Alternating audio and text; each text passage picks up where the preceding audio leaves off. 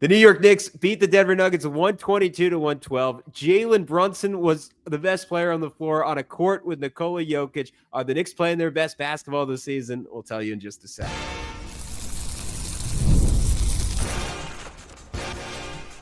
You are Locked On Knicks, your daily New York Knicks podcast, part of the Locked On Podcast Network. Your team every day. Hey, what's up, guys? I'm Gavin, Schall, your favorite play-by-play broadcaster's favorite play-by-play broadcaster and the Saturday host of the Locked On NBA podcast. He is Alex Wolfe. He's been covering the New York Knicks for about a decade, including for the best Knicks site out there as the editor-in-chief of The Strickland. You can follow them on all forms of social media at thestrict.land. One more time, this is Locked On Knicks, part of the Locked On Podcast Network, your team every day, your daily podcast on the New York Knicks, giving you the most detailed insight on your favorite team 5 days a week. And be sure to join thousands of other Knicks fans in subscribing on both YouTube and your favorite podcast platform for the best insight on your favorite team and allowing you to make us your first listen every single day. We wanted to remind you that your favorite podcast now has a newsletter. So if this isn't enough for you, it is the one-stop shop for ultimate team and league coverage. The Locked On Knicks daily newsletter delivered right to your inbox. Sign up for free now at LockedOnDaily.com. It's LockedOnDaily.com and start your day with the all-new free Locked On Knicks newsletter to get writing from Alex and I, our fantastic team of national writers, and of course, Josh Lloyd, giving you the latest and greatest in fantasy basketball. And Alex, today's show is also brought to you by our good friends over at Game Time. Download the Game Time app, create an account, and use code LOCKEDONNBA for $20 off your first purchase. So in this one, I'll answer my question early. Yes, this is not only the best the Knicks have played in any 3 games this season, it is one of the best 3-game stretches. In fact, offensively, it is the best 3-game stretch in franchise history. Jalen Brunson Masterclass, 30 points, 15 assists. I don't even know if the stats totally do it justice. We'll get into that. And the defense just keeps on getting better. Fresh off shutting down the Grizzlies, they shut down Nikola Jokic and the Denver Nuggets. Alex Wolfe, a lot to talk about today.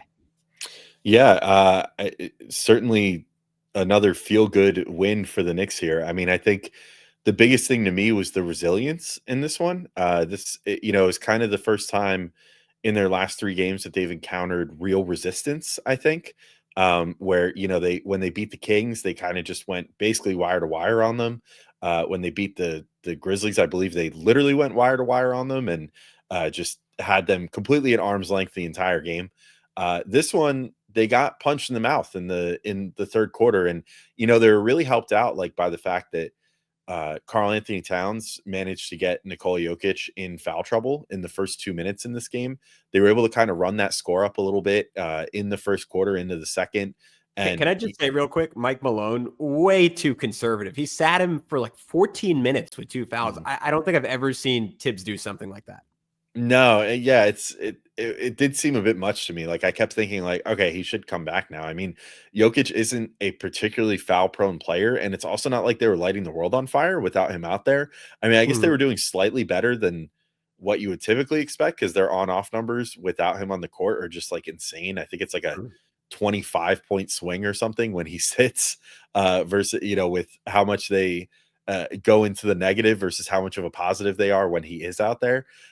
So yeah, it was a little surprising to see him sit for so long, but then third quarter comes around and, Jokic and Jamal Murray are playing well. And, they take, I think it was an 8-point lead over the Knicks about midway through the third. And you start thinking oh geez, this is looking a little dire at this point. Maybe the wheels are finally going to come off here. They're facing a good team, a desperate team, I believe. I think they had lost 2 straight games coming into this one. First 3-game losing streak of the year, and they're trying to avoid it. Yeah, which was sort of similar to what the Knicks ran into a couple weeks ago, except for they just kind of laid down. The Nuggets did not. I mean, they were definitely trying in this game, and yet the Knicks just kind of clawed back. They kept playing the aggressive passing lane defense that they have been playing recently, sticking with their man a little more, not doubling as much and trusting their guys to, fulfill their defensive assignment and, get a stop and then, or at least force somebody into an uncomfortable situation where they could, make a pass that results in either a turnover or just not a well set up offense.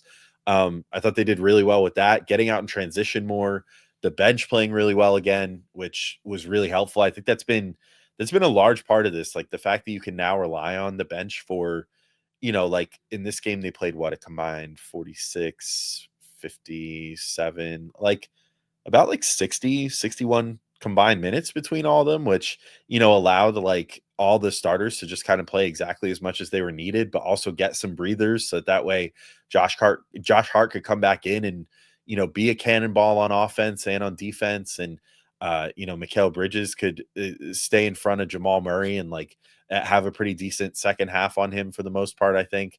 And OG Anunoby, obviously was able to do everything that he did in this game, but also Jalen Brunson, who like played like 36 minutes, but was extremely efficient in all of them. I just thought it was a very well-rounded effort again, which is just kind of what's becoming the staple for this team. And, I think they owe as much to guys like Deuce McBride and Precious Achua, who were able to come out there and like hold down the fort. And like Deuce even, I think really showed some of the scoring chops that we've been waiting to see for like weeks and months now. Again, with like the creation and just the other day he's had some good games recently, but this was one of the first ones where like he kind of just had the ball in his hands and was playing as well as he was. But anyway, just all in all, really well-rounded effort. I'll let you decide where to take that next, but like it feels like one of those games where you almost have to shout out every single person the first time you talk about it, because it was just another really good complete team effort again.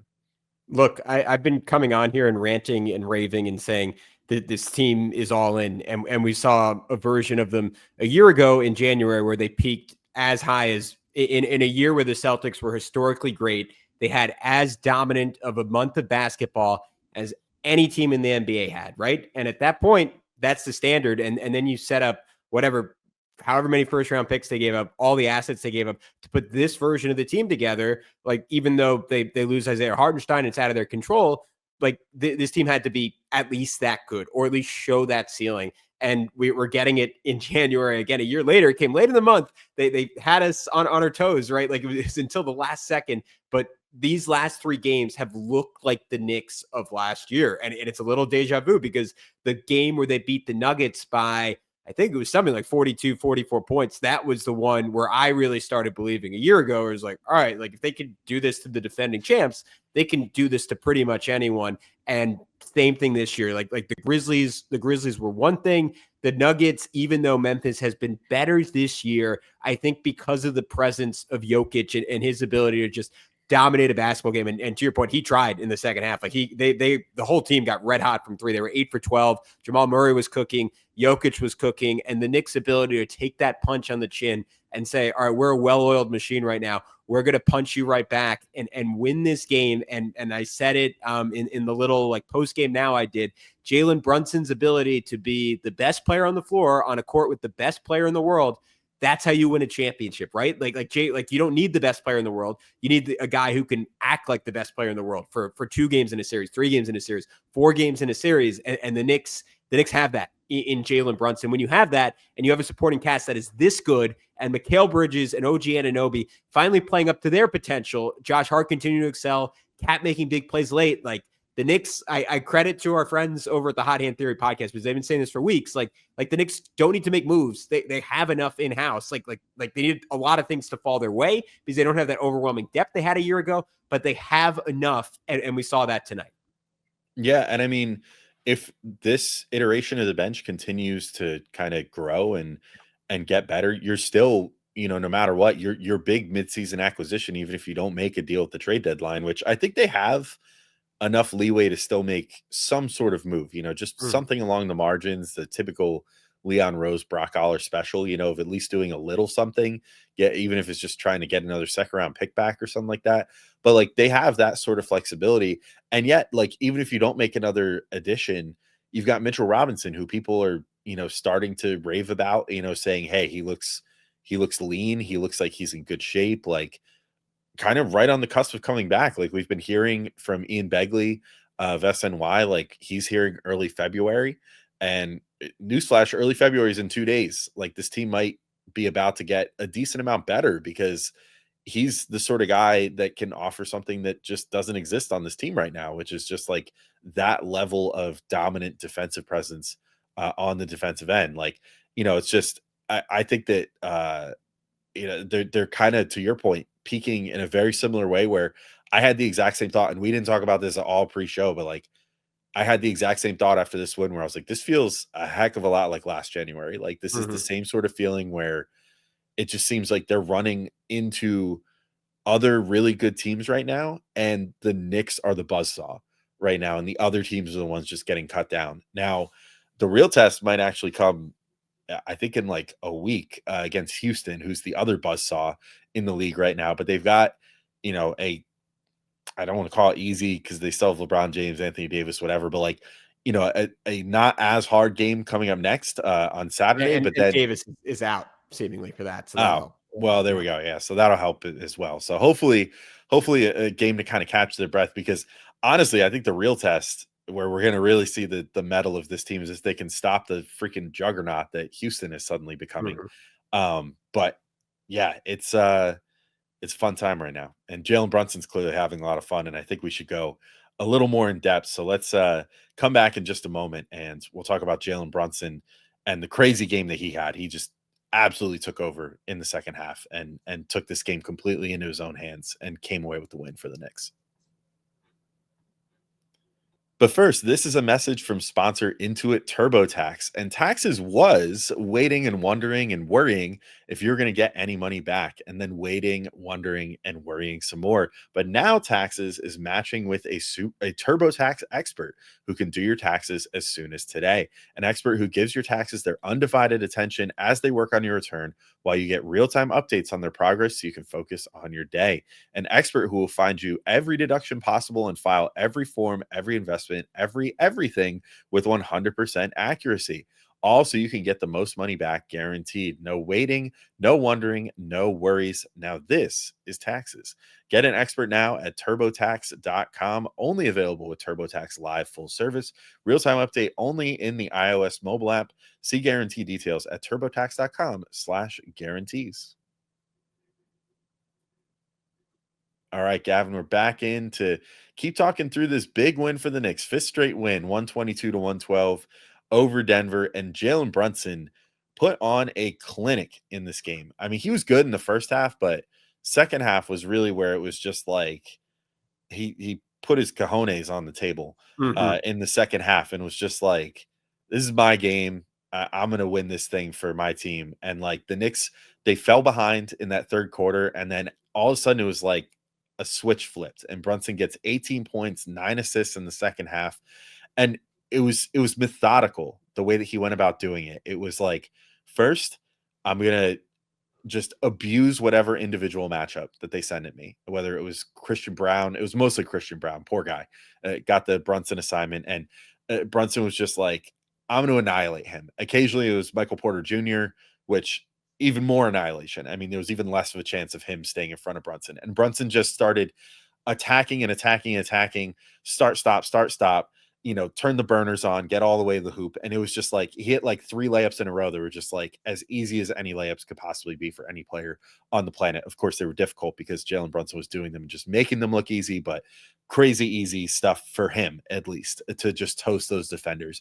Then all of a sudden the Nuggets start throwing like super aggressive doubles at him, as they probably should have. And Brunson was just like fully prepared for that. Starts kicking it out to shooters. He finds like OG Anunoby at one point, gets Josh Hart a couple times on cuts, like just brilliant stuff. I think he hit Mikal Bridges for one of them during that stretch as well, but just amazing passing. Just honestly, a completely complete game for him, where he just once again proved like any given night he can be your Allen Iverson or he could be your Chris Paul. And in this game, he kind of just said, "Oh, porque no los dos," and just did both, and went ahead and was a Allen Iverson level scorer and a Chris Paul level passer just for the fun of it. To your point, all 18 of those points coming in the third quarter, 7 of those 9 assists coming in the fourth. So it's exactly what I was watching on ESPN, because that was the one I had access to. Thanks League Pass.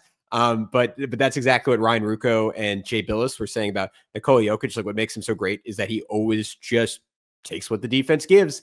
That is quintessentially what Jalen Brunson did tonight. And I thought it started like very early on in this game where he was just spoon feeding guys for shots. And it was kind of crazy how much gravity he had. Like one of my favorite plays early on was when McHale hit him in transition. He shot into the lane. Denver's whole defense converged, and then McHale relocated to the right corner. Jaylen hit him for three. The defense in the first half almost stood out to me as much or more than the offense. Like had an amazing transition strip on Brown. I thought it was a BS foul. And then probably his defensive play of the season. Maybe there's one I'm forgetting, but he chased down Jamal Murray and swatted him. And not like you will see Jalen Brunson pretty expertly, like he did that play before, strip guys on the way up. No, like he hit Murray like close to the apex of his jump, knocked it off him. Tibbs had to challenge it. It was off his knee. That was great. The very next play down the floor goes right at MPJ.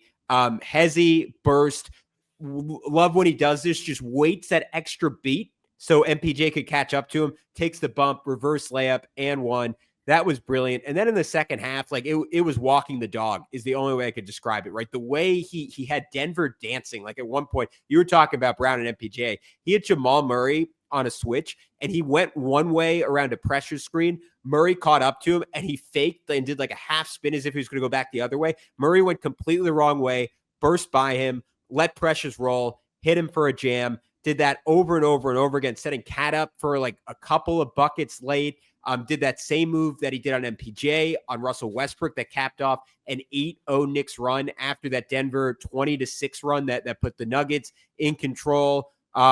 Hit a three off that ridiculous Josh Hart play that hit the rim 10 different times. And then my favorite pass, I think this is one of the ones you were referencing, was he went up like he was going to shoot and basically did a double pump, just knowing Josh Hart would cut to the basket. Last second hits him cutting for a layup. Like it was just beautiful basketball for Jalen Brunson and the Denver Nuggets, like this championship team with this championship pedigree that outside of these last three games has just been playing brilliant basketball for the last 2 months now. Jalen tortured them. They had 0-0-0 answer. I'd be curious, Alex, if we could find the total points he accounted for. Obviously, with the 30 and 15, a minimum of 60, but he set up a bunch of threes. I would guess he was involved with about half of the Knicks, 100 or over half the Knicks, 122 points, probably something like 65 or 67 of the Knicks points tonight.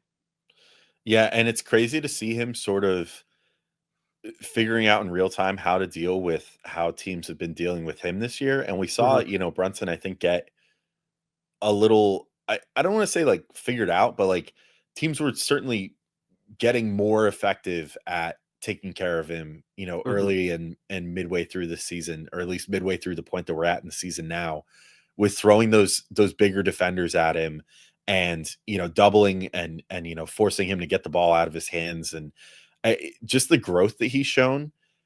I feel like this was just sort of the him like going Super Saiyan almost in this game, where he had the, Frieza, powered up and then, all of a sudden Brunson just, screamed one time and, the final time, and then the hair turned yellow and it just all clicked for him in this one. And, it's not to say he hasn't been playing awesome lately, but this was, I feel like, the best game as far as the marriage of the two Brunsons that we've seen this year, which is like the dominant scoring Brunson and the taking advantage of the defense swarming him and getting lots of assists Brunson. Like most of the time when we've seen Brunson get a lot of assists, he's getting like, he's maybe scraping 20 points. You know what I mean? Like he's doing just enough, but maybe not shooting the best. And, clearly kind of struggling to like get his own when he's getting doubled like that, but then still finding his teammates with great looks. And that kind of made up for it. This one, it was the first time where I've really felt like, okay, this is like apex Jalen Brunson. Like the fact that he came 2 away from his career high in assists that he set earlier this year, while also scoring an efficient 30 points. Like if this is something that he's able to do with teams throwing as much at him as what Denver threw at him in this game, which was just, again, like they threw the talented longer defender on him in Brown, and Brown just couldn't do anything against him. I mean, he was just completely, I don't want to say useless, but basically useless to do anything solo against Jalen Brunson, because he just had him in a blender the entire time. And then the fact that they then went to like, okay, hard double time. And then Brunson was just like, that doesn't matter either, because I've already learned how to beat that. It's just sort of finally seeing the, like just all the work pay off. And I mean, Brunson's a guy that talks all the time. He's kind of a walking cliche, if I'm being honest, like with his quotes and stuff. But he's the guy that always talks about like, you just got to put the work in and then the results come and blah blah blah. But talk about it, be about it. That's Jalen Brunson. Like, I thought this was it. This was like, if he can hold out and keep doing this for the whole season and teams don't find a way to figure him out, like, yeah, you're mentioning like that's the sort of things you need from a player on a championship team. Like, maybe that is something that we're talking about, like, for real in like a month, if the Knicks keep playing this way, and in particular if Brunson keeps playing this way. Yeah, they're going to need a healthy Karl-Anthony Towns to get there, though. Is he at full health? Should he maybe take an extended break? Maybe get surgery before the end of the season? We're going to talk about it next on Locked On Knicks. But first, we want to tell you about our good friends over at Game Time. Game Time is the place to get your tickets, and attending an NFL playoff game is an unforgettable experience that brings fans together. I was a little bit young for both of them, but I would give a limb to have been at either the 2007 or the 2012 Super Bowl. Giants beating the Patriots. Like, as much as I love my Knicks, I almost, maybe I'm just not allowing myself to imagine a Knicks championship, but I almost can't imagine experience like being there for those types of games. And Game Time has a new feature called Game Time Picks that makes getting tickets for events like that even easier. It filters out the fluff to show you only incredible deals on great seats, so you don't waste time searching through thousands of tickets. I told you guys when I was in DC over the holidays, I was looking for Knicks tickets, and by using Game Time Picks, I was able to find tickets for just $30 to Knicks Wizards, which was a joy and amazing. Browsing through the deals was simple, and I found great value for all kinds of seats around the venue. The Super Deal was especially impressive, offering the best value for the event. The app's features like seat views before you buy and all-in pricing with no surprise fees at checkout make the experience smooth and reliable. Plus, the on-time ticket delivery and lowest price guarantee gave me peace of mind. Take the guesswork out of buying tickets with Game Time. Download the Game Time app, create an account, and use code LOCKEDONNBA for $20 off. Terms apply. You can create an account and redeem code LOCKEDONNBA for $20 off. Download Game Time today. Last minute tickets, lowest price guaranteed. All right, what's up, guys? We are back here on Locked On Knicks. Alex, we have a lot more to talk about in this one. I thought OG Anunoby was absolutely brilliant again, and I think his defense changed the trajectory of this game when it looked like the Denver Nuggets were about to run away with it. Mikal Bridges did a lot of good stuff. Josh Hart had his usual litany of brilliant plays. We have to get to the bench. We're all going to do that. We are going to get to all of that quickly. Is what I'm trying to say while stumbling over my words. I am a little worried about Karl-Anthony Towns, and that's not to say he didn't have a good game. I thought defensively this was close to as good as he's been all year. Some really impressive switches down the stretch on Jamal Murray after he struggled to do that early in this game. You mentioned getting Jokic in foul trouble. He had a few, like 2 baskets in the last 2 minutes, like was generally doing the bulk of his scoring in the fourth quarter. But another night where he goes 0 for 4 from 3, only takes 12 shots in total, 10 rebounds, which is fine. But the rebounding is clearly another thing that has been affected by his finger, a guy who is over 14 rebounds per game. The last 2, 10, 11. I guess the 2 before that, he had 15 and 16. So maybe I'm speaking out of my you-know-what. But the point is, he does not look quite the same since that finger injury. And we had a report from, I think it was Cassie Hubbarth on the broadcast, apology if it was not her, saying that it is, which we already knew, is a sprain with a bone chip. The quote that worried me was Kat saying it hasn't gotten better and that there was no intention to have surgery to move the chip until after the season. We talked a little bit about this the other day, but I thought it was worth hitting on one more time because weirdly enough, like I would almost feel less urgent about this if the Knicks were struggling and getting blown out in these games. They'd be like, oh, whatever, he wants to play through it. We're not winning a championship this year anyways. Now that this team is looking like, hey, the upside is a championship ceiling, I want Karl-Anthony Towns at 100%. And if he misses a month to do that, so be it. But what are your thoughts on this? Yeah, I kind of feel the same. I mean, especially because a thumb is different from like OG last year, for example, getting the bone chip out of his elbow. Like it's just a much less like it's something that you can immobilize so it can heal faster. Like an elbow is like impossible to fully immobilize, which means that's why it takes forever for, an incision to heal. And all that stuff. Whereas a thumb, you could just throw a wrap on it, throw a cast on it, whatever you want to do. Like, he gets that thing removed, the incision is there, treat the incision, and then he's good in, like, I don't know, 4 weeks or whatever. Like, I kind of, and the sprain heals in that time too. So you get that bone fragment removed, and in the meantime, don't move that thumb at all. And then all of a sudden, you have a perfectly functioning hand again. And there's nothing that would stop him from still running during that time. Like, there's nothing that would stop him from still even getting some shots up, or whatever, like, or doing some drills, whatever. Like, he could do all kinds of things and stay fresh to come back from that. I do feel like it would be a good idea at this point if he at least entertains it. I wonder if he wants to get through the All-Star game first, and like have the honor of being a starter for the first time, if you want to call it like the Carmelo Anthony in 2015 strategy, even though that team had absolutely nothing to play for. So that it was, I didn't fault him at all for wanting to have a little fun and then getting his surgery or whatever. But this time around, I'm kind of with you. Like, it's obvious it's affecting his shot, and even in this one, like, one of the key blocks that he made was on, or well, the key block. He only had one block to his name, but he made a key block on Jamal Murray off of one of those switches, like you mentioned. It was a brilliant play, brilliant defensive play, and I think, but I can double check that. Whoever it was, it doesn't matter. I thought it was Murray, but whatever. Whoever he blocked, really physically impressive play and extended for it, everything else. And yet the first thing that I noticed was that in the background, as the Knicks are getting, out in transition, he's immediately grabbing for that thumb, clearly feeling it, just from blocking a shot. I think it should be on his mind to potentially do that. I wonder if maybe going into the All-Star break, he makes his appearance in the All-Star game, whatever. He has his fun in the little tournament. And then with 4 days off between, the All-Star game and their next game, that essentially means that it's almost like making what could be like a 4-week rehab into more like a 3.5 week rehab. I wonder if maybe that tips the scales a little bit and says like, hey, okay, let's go ahead with this. Let's get healthy for the playoffs. I think also getting a healthy Mitchell Robinson back could potentially tip those scales too, where then even from the team perspective, they go, well, now we go from Precious Achiuwa and Jericho Sims, if there's no cat, to Precious Achiuwa and Mitchell Robinson, which is a lot more appealing. I think from the perspective of, being able to stay afloat without Cat there. Obviously, it changes how you play a little bit too, but because you can't play that 5-out style. But with everybody else sort of finding their stride now, the other 4 guys in the starting lineup, finally starting to click and hit their shots and everything, I think I'd be more willing to take the chance at this point. And even if it means the Knicks drop a few games here and there or whatever, getting a healthy Cat back and being able to potentially have the peak version of this team, I think should be the priority at this point.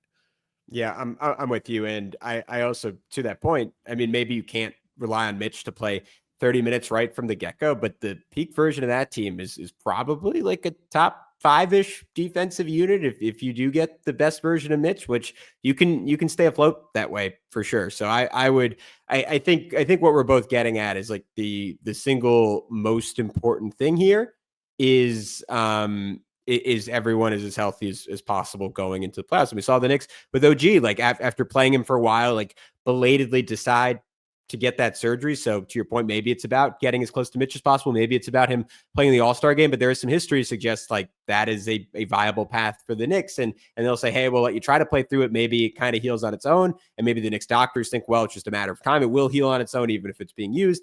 I don't know. I just think it is about the end of the year more than anything else. But we kind of touched on Cat that block was pretty much a deciding play in this one. It was 112-106, and a layup there would have obviously made it a 4-point game. Instead, the Knicks went down the floor, and Mikal Bridges, that was the play where Jalen pushed, lobbed it to him, and Mikal had his play of the game where he had like a lob reverse layup. That was beautiful, and it was particularly nice because I've seen Mikal attempt that, I feel like 5 times this season, and this was the first or maybe second time he's hit that all year. And then Cat, again, like it was not a good game for him overall, but in the fourth quarter, just like a couple of great sequences, like had an excellent closeout on Jokic at one point to deny him a 3 after Jokic hit like 3 threes in a row. And then had another one where he blew by him for a dunk. And then inside the last 2 minutes, again, right by Jokic for a layup to get the lead back to 10 after the Nuggets had cut it to 8. And then a putback on a bad Mikal Bridges shot that made it 120, 109. And essentially that was it. That was good night. So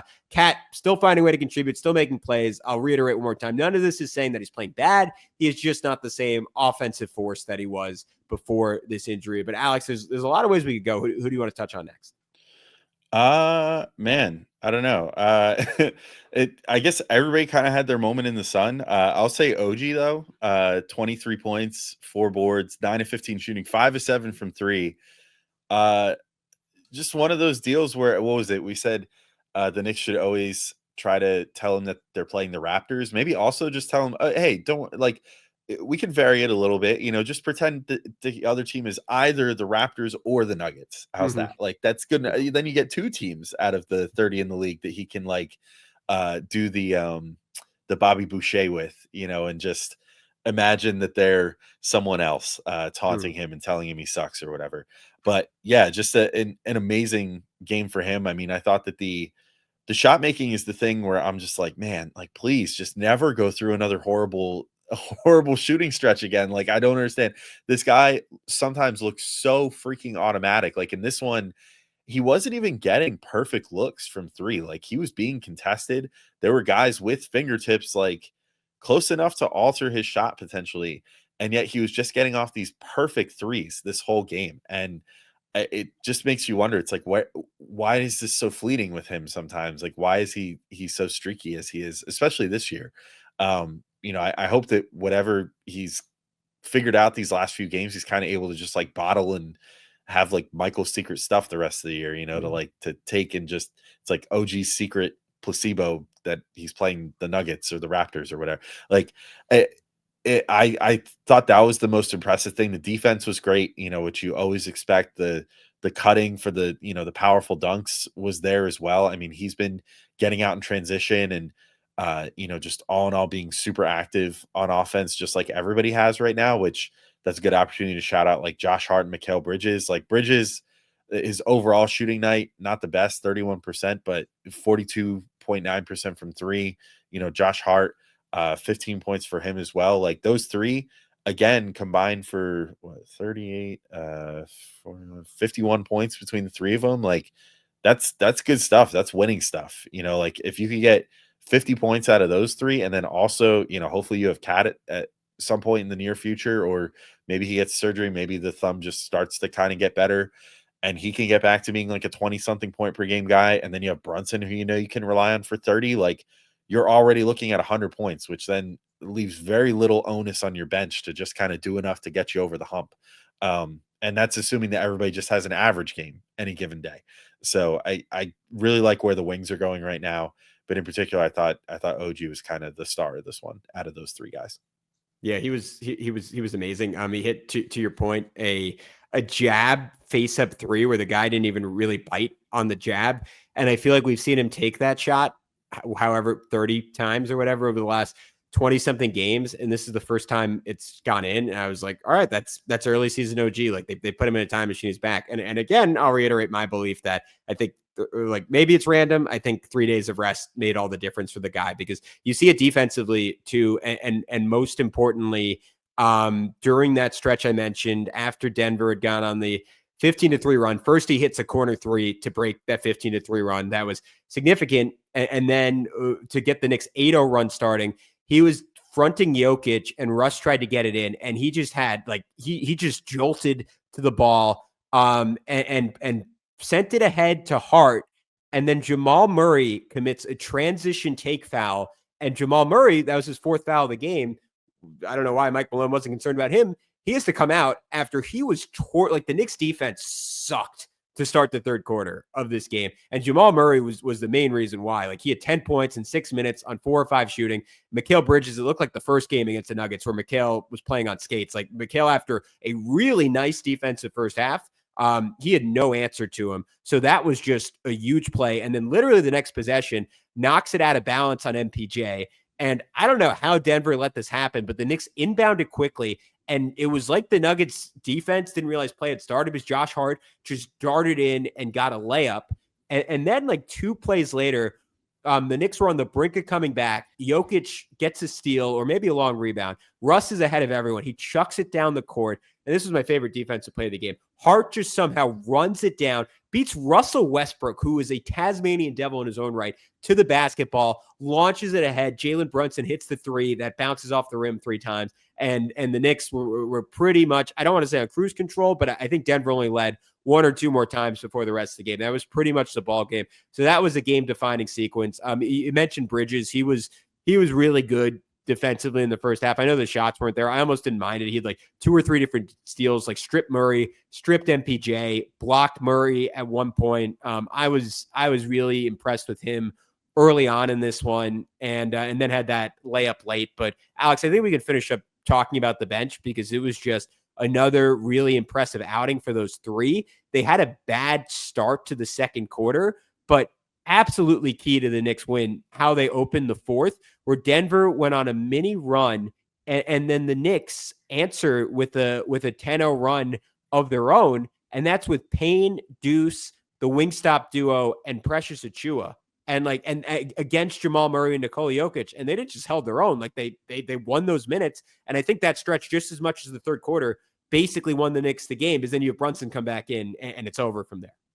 Yeah, I gotta especially give a huge shout out to Deuce, who I think I was alluding to it earlier in the show, but like really kind of showed some of his best stuff. Like I don't want to say he wasn't doing anything like quite like what Brunson would do, but there were some sort of Brunson-esque things that he was pulling out, such as like getting it deep into the paint and then just kind of stopping and using his pivot foot smartly, creating some space with Strother and then getting just enough room to get off a really nice mid-range shot.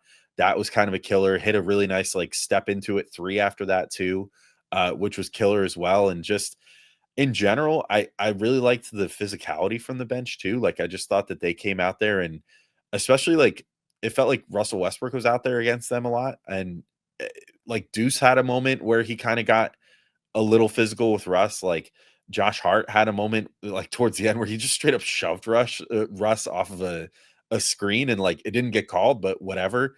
And that was kind of, I feel like, them sticking up for Brunson in a way too, especially late in the game, because Russ had kind of a hard foul on Brunson, then like didn't really make an effort to not like basically step on him as he was getting up, as they kind of got like tangled up there. So I think it's like, I just really like the energy, the swagger that the bench is playing with. Maybe a little too much swagger for Campaign. He had one pretty atrocious pull-up 3 that was just kind of nonsensical, where he pulled up from like 4 feet behind the 3-point line in transition when there was clearly better things developing at the time.